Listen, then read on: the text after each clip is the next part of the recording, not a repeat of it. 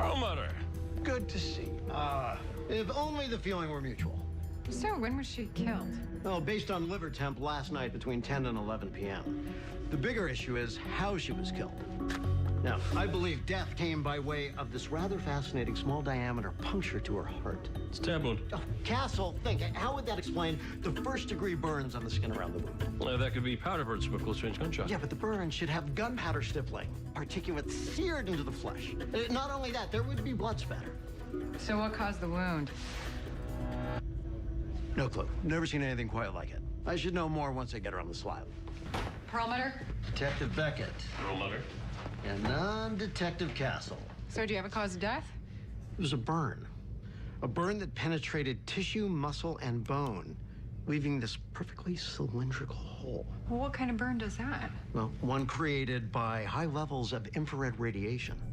The blood vessels were cauterized from the intense heat. Are you saying? She was killed by a phaser? Well, as much as it pains me, Mr. Castle is largely correct. She was killed by a high-intensity laser beam. A real sci-fi murder. At a sci-fi convention. This keeps getting better. Victim's blood panels came back. Let me guess. Drugs. Nope. This was one clean, living rock star.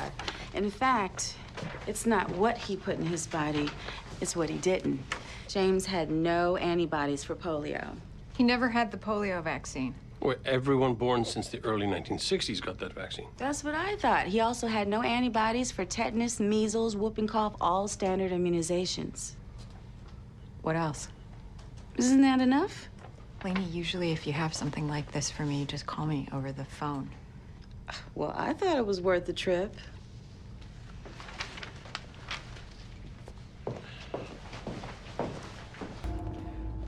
Detective Beckett. And Defective Castle.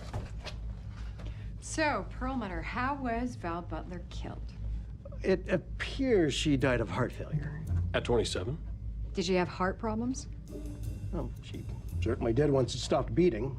What made it stop? Is it possible that she was poisoned or OD'd on drugs?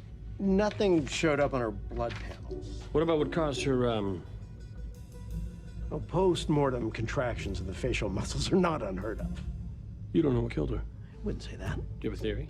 Not at the present time. That means you don't know. And the only explanation is that Val faced something so scary it stopped her heart and froze her face in the last expression she had. Terror. Admit it.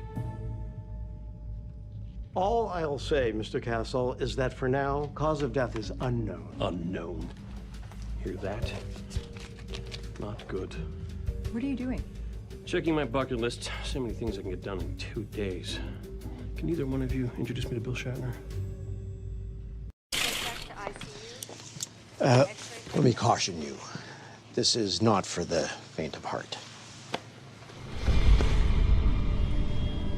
For once, I agree with you. What did this to her? Could be anything from a crowbar to a box cutter. But they look like claw marks. I just can't tell what kind.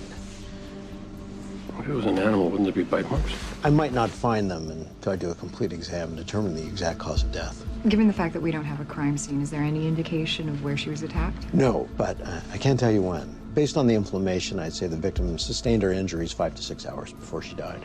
While we figure out who she is, we'll find out how she wound up this way. Hey, Lainey, what's up? Your cause of death. The poison was a chemically synthesized weaponized agent similar to the organic compound saxitoxin. Saxitoxin? Mm-hmm. It usually occurs in shellfish, but not this version. Whoever created this had access to a pretty sophisticated lab, and this one's been supercharged. Speaking of supercharged, is it true that you're with Eric Vaughn? I mean, Kate, I know you love Castle and all, but girlfriend? Bye, Lainey. Hello there, Lainey. I'm Eric Vaughn, and I think you're absolutely ravishing. I'm running further tests, but all I can say for sure is that it was some sort of paralyzing agent. Speaking of paralyzing agent, Can I just say Eric Vaughn? See, Castle? Look, he's on everybody's list. Yes, he's quite impressive. And handsome. And don't forget Rich and that accent. Oh, honey. All right, okay. I admit, all right? Just as lesser men aspire to be me, he's who the me's of the world aspire to be, okay? But that is not going to help us solve Arthur Felder's murder, finding out what he was poisoned with, Will. Well, I can tell you this. Whatever the poison was chemically synthesized and incredibly fast acting. The mushrooms he was eating never even made it to his stomach. I was able to place time of death between 12 midnight and 1 a.m.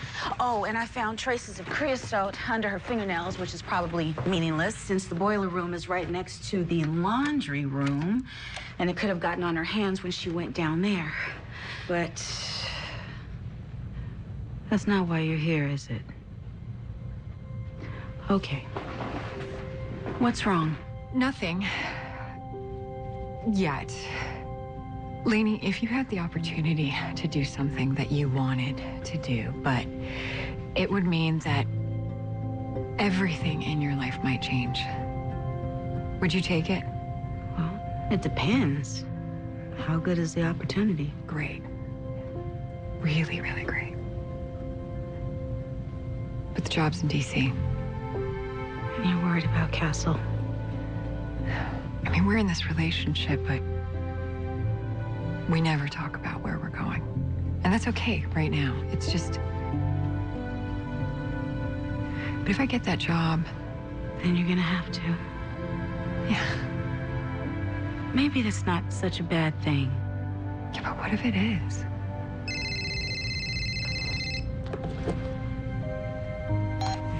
Hey, Castle. Yeah, no, I just wanted to get an early start on the day. I didn't want to wake you up. Okay, all right, I'll meet you there.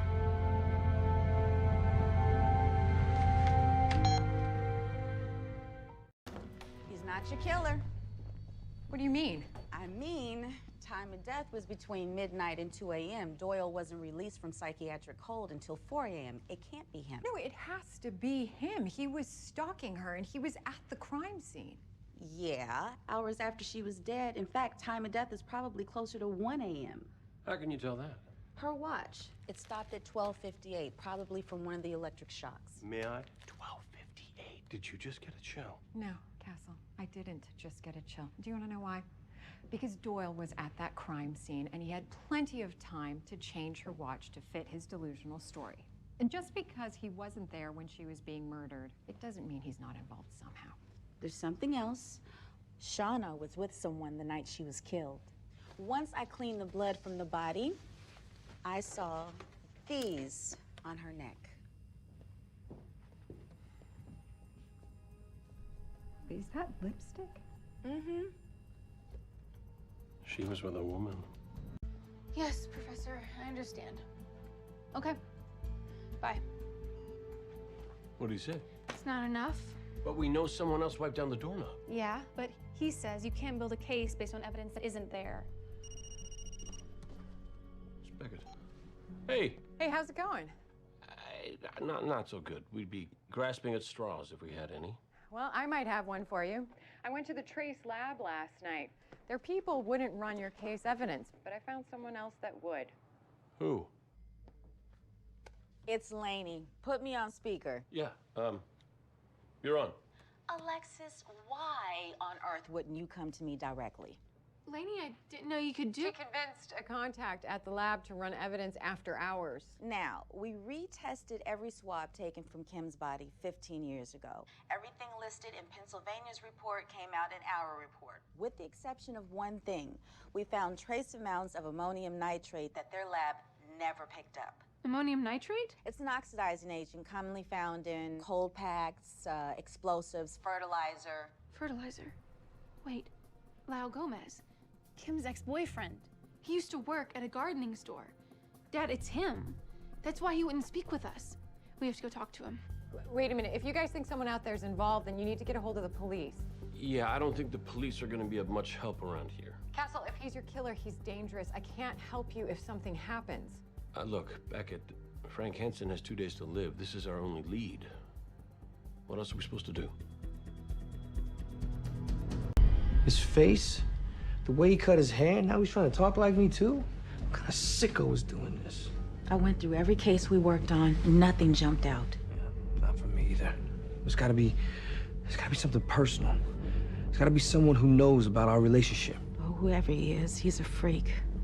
He made Daniel Santos suffer. Look at the bleeding underneath the skin. That wire bit into his neck for hours before he died. The killer used that fishing reel to kill him slowly. So who is he gonna go after now? You and me, some version of Ryan and Beckett? What if this is just the beginning? It'll be okay. I promise. I won't let anything happen to you. Yeah? What if something happens to you? Still no ID, and he's not in any missing persons report. We get a match on the bullet? It's not in the system, but the cause of death was definitely a GSW to the head. No smoke in the lungs, so he was already dead before the fire got going. Well, beats getting roasted alive. I'm right there with you. Also, he was healthy, muscular, his teeth were in good shape, so he probably wasn't homeless. Plus, he had great medical care. How can you tell? He had a fractured leg that was splinted with metal plates and screws. Quality work, too. Can the plate be traced? I'm already on it. Ted had a coin in his right sock. Due to rigor mortis, an impression remained, including these faint markings. You see that? Yeah. Wow. Hey, Castle. You with us? Yeah, of course. Let me get this straight. So, after Ted was shot, the killer took and the sock, grabbed the coin, and then put the shoe and sock back on? Must have been a valuable coin. Actually, it wasn't. I did some enhancement, and based on the coin's diameter and the markings, we've identified it as an Iranian rial, worth less than a penny. Wow, an Iranian rial, huh? Castle? No theories on international intrigue or covert espionage? We really don't have the information to speculate at this point. Okay. Were you able to narrow down where Ted was killed? No, but I did check his stomach contents, and I can tell you this. Approximately 15 minutes before his death, Ted ate clams and funnel cake. Can you believe that? Ugh. Lady, you slice open dead people for a living, and you're grossed out by that. Even I have my limits. Okay, fine. Clams and funnel cake. That sounds like he had amusement park food. Right. And the hydraulic fluid and red paint on Ted's clothes? He was at an amusement park, and I can tell you which one. How? Well, as a connoisseur of carny food, there's only one amusement park that has both fried clams and funnel cake, and that park is Coney Island. Okay, you two creep me out when you do that shared brain thing. Still no indication of defensive wounds, but I did find this when I checked his nails for DNA. Numbers. 723598. He wrote it in pen, I'd say 4 or 5 days ago, but that's not why I called you. Look at this. Look at what? It's subtle. So subtle, I almost missed it. But I think it explains why his shirt was ripped open. You see these bands? Yeah? It's adhesive residue. In fact, there's a residue pattern from his belly to his chest. Adhesive? Mm-hmm. Looking at the pattern, I say your Wall Street wolf was wearing a wire. All right, so where is Franks, huh? He's in here. Just hope Lainey did her part. Whoa! She did her part, all right. Honey, spin around, show me that caboose. You keep dreaming, mister. What is she wearing? I said 70s, not M. Greer. The only 70s outfit she had was her foxy brown Halloween costume. Come on, baby. Once you go white, nothing else seems right. I'd rather be dead than end up in your bed, jive turkey. Okay, that's enough. Dr. Parrish. She's a doctor, too. Whoa, that means she sure knows her way around. Well? Harold, we kept our end of the bargain. Was there anything else on him? Any of his stuff? A pinky ring, a watch, and this. It's one of those pressed pennies from Coney Island.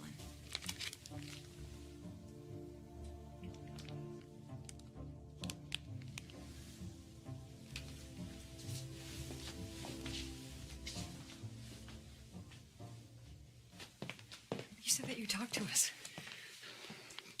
Vince, always carried that coin. Seeing him there, I don't know. It just hit me that he's really gone. Harold, we know this is hard. We need you to help us. Get down! Get down!